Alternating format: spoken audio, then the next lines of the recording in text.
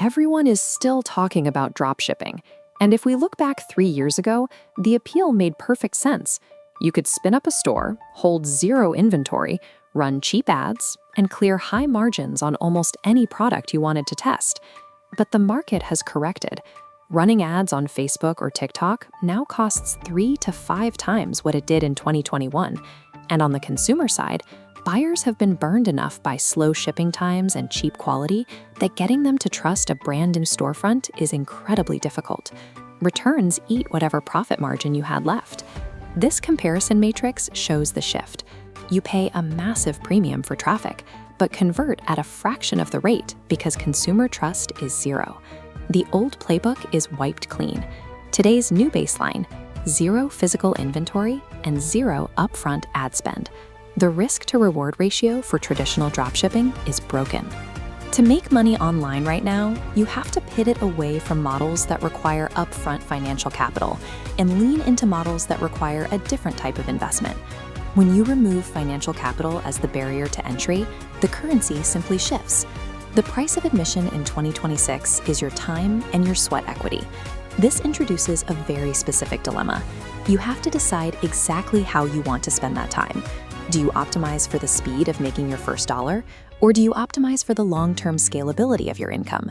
You cannot optimize for both on day one. There is no universal best business model out there. The right choice depends entirely on your immediate reality. If you need cash to pay your bills this month, your path looks very different than someone who has a steady job and wants to build an automated income stream for next year.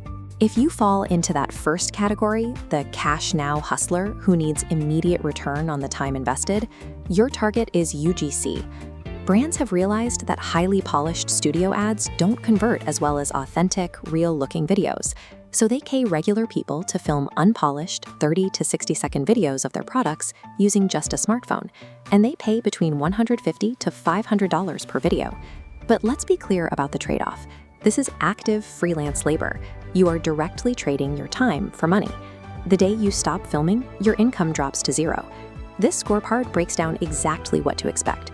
The timeline to your first check is very fast, but the scalability is low. A consistent creator putting in the hours can expect to pull in $1,500 to $3,000 a month.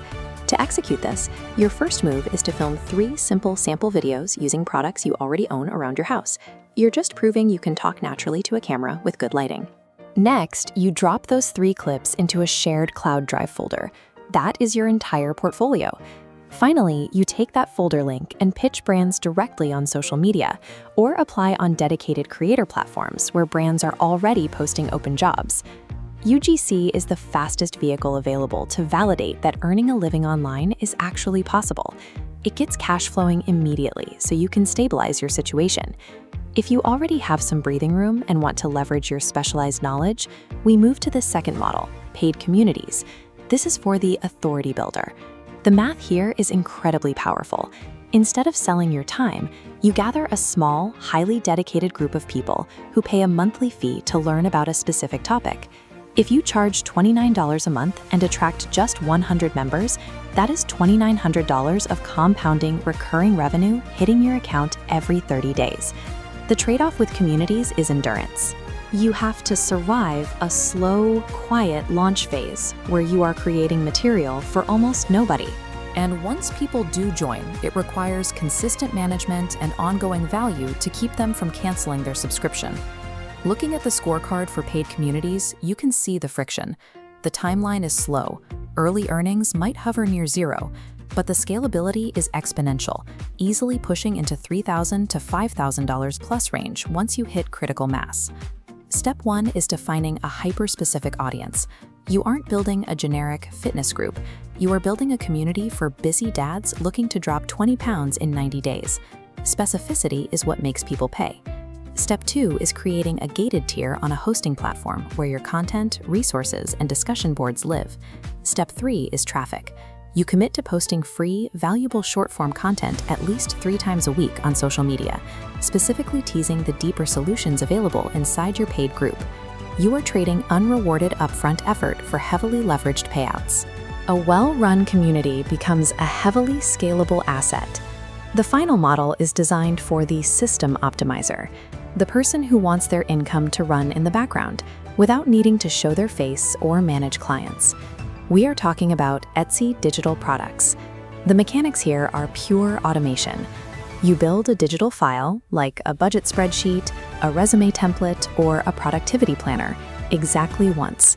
From there, the marketplace algorithm delivers an infinite number of identical copies to buyers while you sleep. The trade-off is volume.